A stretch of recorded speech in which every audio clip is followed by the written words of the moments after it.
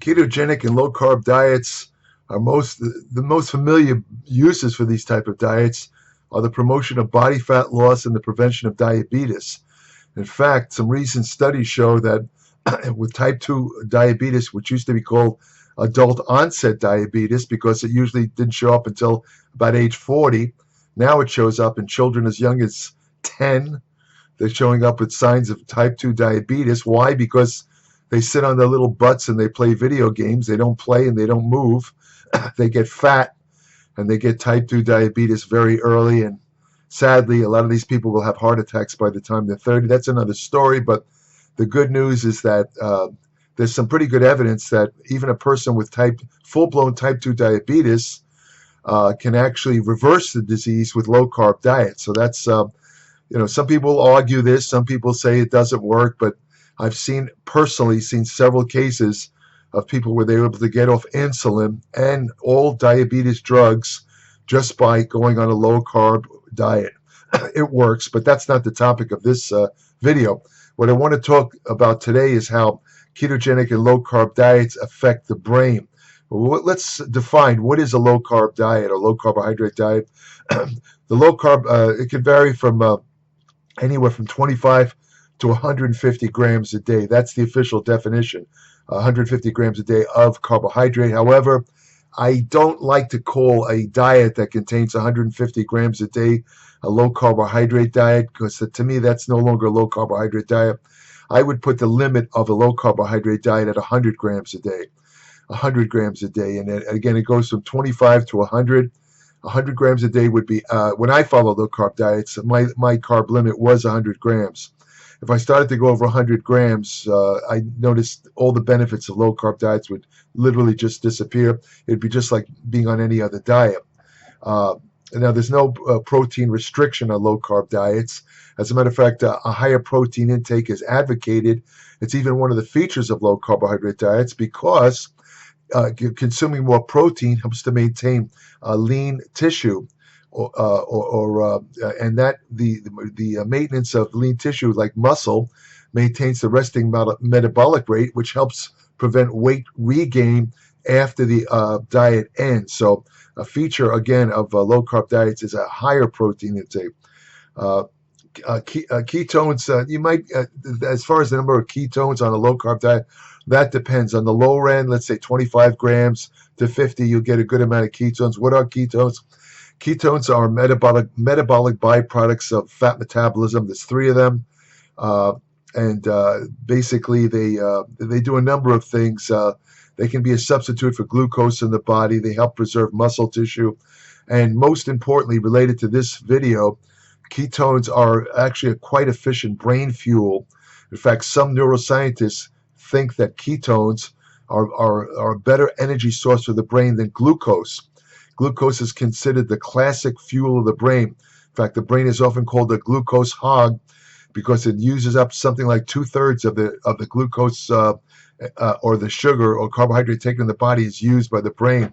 And this has led many people to think that you have to have a certain amount of carbohydrates for proper brain function. But what they overlook is the fact that ketones can actually substitute for glucose in the brain. See, what you need is not carbohydrates, it's glucose. All carbohydrates become glucose. Glucose is the type of carbohydrate that circulates in the blood. This is what's used by tissues of the body, including the brain. So keep that in mind. Ketogenic diet actually always is very low carbohydrate, usually 50 grams or less. When I was in bodybuilding, I would start my contest diet preparation with a ketogenic diet, but I didn't go to 50 grams. I went to 0. I had literally had 0 carbohydrates. And this is for the first like 6 or 7 weeks that I went on the diet. I didn't know it then, but I knew just by empirical observation, they found this out later, that it takes a certain amount of time for the body to actually get used to, let's say, elimination of carbohydrates, where your body has to convert from a sugar burning machine to a fat burning machine. And that keto adaptation, as it's called, takes about 5 to 6 weeks. So in the first 4 weeks, you're not going to get the really super fat loss effects of a keto. It actually kicks in after about 4 or 5 weeks. You will see weight loss. Most of that initial weight loss is due to water loss. because when you eliminate carbohydrates, you also break down stored glycogen in the body, in the liver and the muscles, and each gram of glycogen is stored with 2.7 grams of water. So this water is all going to be eliminated, including any other excess water in the body. It's a great diuretic effect, and that's going to show up on the scales as weight loss. There is some fat loss, don't get me wrong, but the major fat loss starts to occur after about 4 weeks on the diet. Now, on the ketogenic diet, they tell you to restrict protein, because the reason for that is some of the amino acids are what they call glucogenic in the sense that they could be converted into glucose, and that could theoretically throw you out of ketosis. Ketosis, again, is the production of more ketones than normal, let's say. And again, some of these amino acids can be converted to glucose, and theoretically could throw you off the ketosis, which is what you're after on a ketogenic diet. However, in practice, this doesn't happen very often. You want to have a minimum of 0.9 grams of protein per kilogram of body weight on the ketogenic diet, because if the protein gets too low, then you could wind up losing some muscle. You don't want to do that. And again, the major goal of a ketogenic diet is to increase ketone body blood levels. Now, you might have probably heard there's a long-standing statement. Well, there's a couple of them in nutrition, like this, the one about protein, where you can't absorb more than 30 grams of protein, which is not true. Your body has no limit in how much protein it can absorb. How much is actually used is something else. But as far as actual absorption, there's no actual limit. And the same with carbohydrates. There's a long-standing notion that you have to take in, or your brain specifically, needs 130 grams a day of carbohydrates to function properly. That's a myth. I don't know where that came from. It's a myth because of the fact that the brain can use alternate fuels such as ketones. In a 2005 report by the National Academy of Medicine Food Nutrition Board states the lower limit of dietary carbohydrates compatible with life is 0, provided that adequate amounts of protein and fat are consumed. In other words, again, a large percentage of protein, dietary protein, is converted in the liver into glucose in a process called gluconeogenesis that can provide glucose for the brain. In addition, ketones, which are produced from fat metabolism, also provide fuel for the brain, which explains why the notion that you need 130 grams of carbohydrates is just nonsense. It's not true.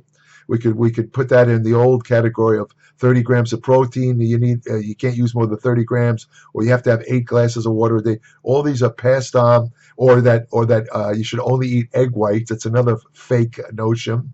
But I don't want to get veer off too much from the topic here. But you should know glucose is the brain's main fuel.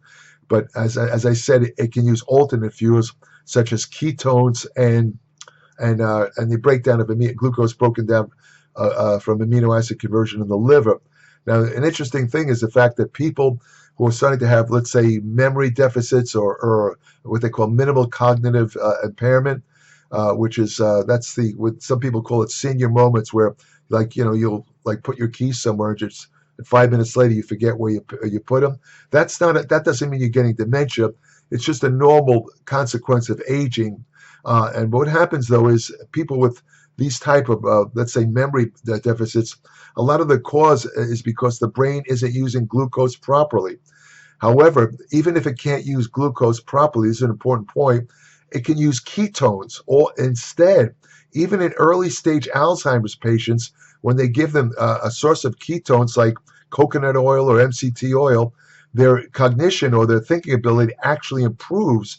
And again, the reason for that is because the brain is not functioning properly because it can't use glucose to the proper extent, but it can use ketones. See, ketones are usually produced in small amounts whenever you go for hours, many hours without eating, such as after sleeping. Drinking coffee. Interestingly enough, drinking coffee can actually increase the production of ketones. That alone, a lot of people don't know that. The liver increases its production of ketones even more during fasting, or, of course, when the carbohydrate intake goes below 50 grams a day. When carbs are eliminated or minimized, the ketones can provide up to 75% of the brain's energy needs. So, as I said, ketones are a surprisingly efficient brain fuel. The body can still get glucose, as I said, from gluconeogenesis. That means amino acids, lactate, which is produced when you work out as a byproduct of carbohydrate metabolism or energy metabolism, and glycerol. All these are substrates for gluconeogenesis. They can all be converted into glucose, which is another reason why you don't need to worry about carbohydrates. They're not essential for health, regardless of what you read or what you hear. I'm not saying they're bad or you should never eat carbohydrates. I'm just saying that a lot of people portray them as being absolutely essential, which is bogus nonsense. It's not true. Now, what about the ketogenic diet? That was actually developed in the 1920s to treat children with refractory epilepsy, meaning that the children didn't respond to the drugs they were given at that time to treat epilepsy. And it had been observed as long ago as 1911 that when you put somebody on a starvation diet, conditions like epilepsy improved. They didn't know why, but somebody else, a doctor in the 20s, figured out that it had something to do with the ketones that are produced on ultra low carbohydrate diets. So it became a ketone diet, or ketogenic diet became a standard treatment for children with epilepsy, and it also works for adults with epilepsy. Even to this day, ketogenic diets are often prescribed to patients who have epilepsy who don't respond to the standard epilepsy drugs or epilepsy treatment drugs. They always respond to a certain extent to a ketogenic diet. How the ketogenic diet does that isn't known. There's a lot of theories having to do with the ketones' effects on neurotransmitters, this reduced inflammation, reduced oxidation, but nobody really knows for sure. All they know is that, putting a person with epilepsy on a ketogenic diet really seems to help a lot. For example, in a 2008 study, children treated with a ketogenic diet for 3 months had a 75% decrease in baseline seizures on average. And I should point out, for those of you who don't know, epilepsy is a disease that characterized by seizures. They can range from small seizures, what they call to petite mal seizures, to very heavy seizures where you're rolling around and convulsing on the ground. Those are called grand mal seizures. Even a temporary forgetting of where you are or what you're doing, that could be considered a seizure also. Another 2009 study, and according to around 1/3 of children who respond to the ketogenic diet have a 90% or greater decrease in seizures. A 2020 study on refractory epilepsy, children who adopted the classic ketogenic diet for 6 months saw the seizure frequency decrease by 66%. Now, as I said earlier, ketogenic diets can also aid in the treatment of Alzheimer's disease. Alzheimer's is the most common form of dementia. It's a progressive disease where the brain develops plaques and tangles characterized by the accumulation of an abnormal form of beta amyloid called protein in the brain, misfolded protein. It's called beta amyloid 42, along with a accumulation of what they call phosphorylated tau, another protein. So to make it simple, Alzheimer's, they believe the cause is an accumulation of beta amyloid protein and another protein called tau, T-A-U. These things mess up the neurotransmission in the brain. It's characterized by plaques that build up in the brain and what they call neurofibrillary tangles. Many researchers believe that Alzheimer's could actually be called type 3 diabetes because the brain cells become insulin resistant or unable to use glucose properly, leading to inflammation. Now, interestingly, there's a enzyme called insulin degrading enzyme that's produced in the brain, and what it does is it actually helps to break down excess insulin in the brain. But it does another function, which is actually can help prevent Alzheimer's. It actually also clears out this beta amyloid protein that's considered one of the main causes of Alzheimer's. Now, the interesting thing is, if you're eating too many carbohydrates, especially processed carbohydrates, your insulin levels in the brain get so high that the insulin degrading enzyme has its hands full just breaking down the excess insulin, so it doesn't clear out the beta amyloid, and that they consider is one of the reasons why diabetics have a much greater risk of getting Alzheimer's disease. A 2009 study of 152 people with Alzheimer's disease, those who received a medium chain triglyceride supplement. Now, medium chain triglyceride supplement, basically, usually it's derived from coconut oil. It's a good source. The body converts that a lot of it into ketones. The 152 people in this study, those who received an MCT supplement for 90 days had much higher ketone levels and a significant improvement in brain function compared to a control group. A small 2018 study that lasted a month, people who took 30 grams of MCT oil a day saw that their brain ketone consumption increased significantly. Their brains used twice as many ketones than they did before the study, along with increased cognition and thinking ability. Animal studies also suggest that a ketogenic diet may be an effective way to fuel a brain affected by Alzheimer's. As I said before, people with Alzheimer's can use ketones more efficiently than they can use glucose, and it can actually make them suddenly appear like they're okay, even if they've had really serious thinking problems. Other brain benefits provided by ketogenic and low-carb diets include memory. Older studies at risk for Alzheimer's have shown improvement in memory after following a very low carbohydrate diet for 6 to 12 weeks. These studies were small, but the results are promising. Brain function. Feeding older and obese rats a ketogenic diet leads to improved brain function. Congenital hyperinsulinism. Congenital hyperinsulinism causes low blood sugar and can lead to brain damage. This condition has been successfully treated with a ketogenic diet, again, because ketones can enter the brain freely and the brain can use them more efficiently than glucose.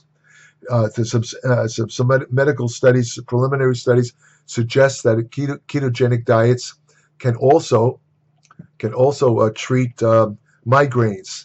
They can treat migraines, people with migraines. These are early studies. Also, Parkinson's disease. One small randomized trial published in 2018 compared the ketogenic diet with a low-fat, high-carb diet. The people who adopted the ketogenic diet saw a much greater improvement in pain and other non-motor symptoms of Parkinson's disease. Now, there are contraindications to a ketogenic diet. This includes pancreatitis, or an inflammation of the pancreas, liver failure, and some rare blood disorders called porphyrias. The most common and relatively minor short-term side effects of ketogenic diets include a collection of symptoms like nausea, vomiting, headache, fatigue, dizziness, insomnia, difficulty in exercise tolerance, and constipation. Sometimes these are collectively referred to as the keto flu. It doesn't mean you're going to get any of these. These are just possibilities. These symptoms resolve in a few days to a few weeks. Now you can overcome them. I did an article in my Applied Metabolics newsletter about all the ways to avoid ketogenic diet problems. But right now I can tell you a good way to avoid these problems are to ensure that the ketogenic diet, as I said, is a tremendous diuretic effect that causes a loss of water. That can cause a lot of the problems associated with a ketogenic diet. So you want to ensure adequate fluid and electrolyte intake, minerals that can counter some of the symptoms. You want to make sure to drink at least 6 to 8 ounces or 2 liters of water a day to replace the water loss. You also want to eat more salt. A lot of the fatigue and feelings of lack of energy that occur in the initial stages of the ketogenic diet, it's caused, believe it or not, because your body, because of the diuretic effect of the ketogenic diet, it throws out so much sodium that it makes you weak. And all you got to do is add 1 to 2 grams of salt each day to replace the amount lost in the urine, or you could drink broth that's rich in sodium. That will actually ease a lot of the fatigue. I wish I knew that years ago when I followed the ketogenic, because I used to feel that fatigue, especially in the first 4 weeks of a ketogenic diet.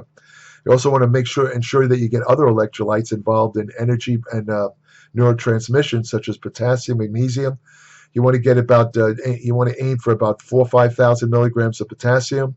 Might require a supplemental dose. You can use potassium citrate powder. Just a quarter of a teaspoon of that has 450 milligrams of potassium, and it doesn't add any carbs to the diet. Magnesium, you want to get at least the minimum daily requirement is 400 milligrams.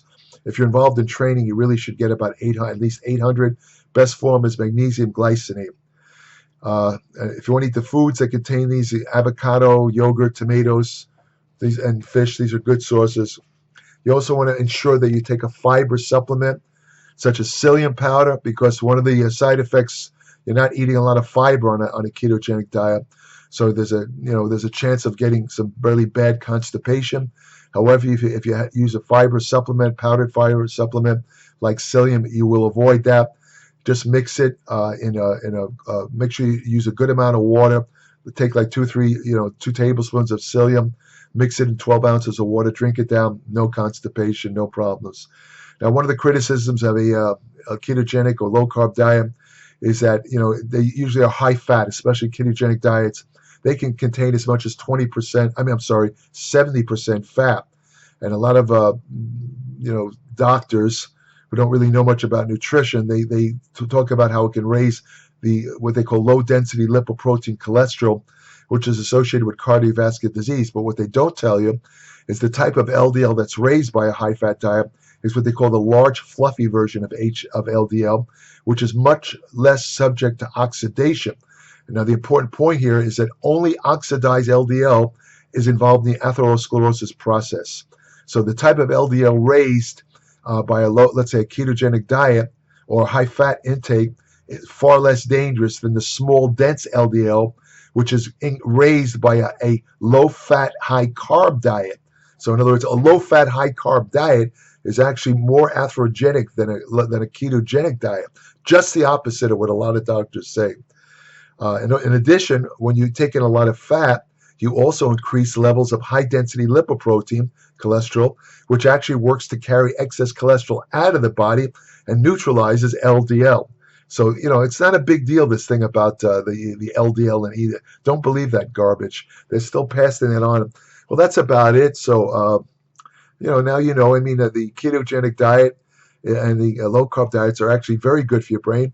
It's not really related to what I talked about here, but there's some studies emerging that a ketogenic diet can also be effectively used to treat certain types of cancer, particularly certain types of very difficult to treat brain cancers like glioblastoma, it's called. It's a very serious type of brain tumor. That's what killed Senator John McCain and Senators Ted Kennedy. There's some indications, especially in animal studies, if you put them on ketogenic diets, the tumor literally starves to death and shrinks because these particular tumors are very glucose sensitive.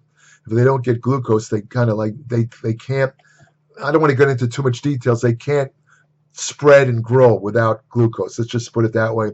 So ketogenic diets might really help. They don't have all types of cancer, but ketogenic diets, there's some research emerging showing that they can be very, very, very useful for certain types of cancer. So that's about it. If you want to have more information about nutrition, exercise science, hormonal therapy, anti-aging research you can use today, fat loss techniques that really work, supplement science, which supplements work, which ones are garbage. I'll save you a lot of money with that alone. There's a lot of junk supplements, a lot of phoniness in the supplement industry. I exposed it all because I'm not associated with any supplement company. So I can tell you the 100% truth, and I will do that. Also, if you I have information on ergogenic aids. Did I mention hormonal therapy such as testosterone replacement therapy, women's health and fitness, much, much more. Nobody covers as many topics as I do in my Applied Metabolics newsletter, www.appliedmetabolics.com. 30 to 50 pages every month, pure information, no ads, not trying to push any products. If you really want solid information and the truth, you need to subscribe. You're not going to get on the internet. There's so much garbage and nonsense on the internet, you'll just walk away confused. People are trying to sell you stuff. They're not giving you the full story. You get the full story in Applied Metabolics. I have 45 years of writing background, and I have 57 years of experience and study in nutrition and exercise, which nobody, to my knowledge, can match. So subscribe today, www.appliedmetabolics.com. When you subscribe, I'll send you an invitation to join my private Applied Metabolics Facebook page, where each day, I put new information on nutrition, exercise science, and general medicine and health. I also have an email portal on my Applied Metabolics website, which is exclusive as is the Facebook page, exclusive only for current subscribers of Applied Metabolics. Current subscribers can send me short questions related to anything they read in Applied Metabolics or anything else they want to know about, and I'll answer, but you have to be a current subscriber. You're welcome to leave comments under these YouTube videos. However, the odds of me answering are about the same as having Halley's Comet come along 3 times in the same year, or winning the Powerball lottery 5 times in a row. In other words, I'm not going to probably answer them. So, you're welcome to leave comments, questions. Anyone else's, feel free to answer. But I only answer questions from current subscribers because I have a limited amount of time. They're supporting my work. They get preference. That's the way it works. So take care. And if you want to have the best friend you'll ever have, go to your local shelter, adopt a dog. Take care. Thanks for listening.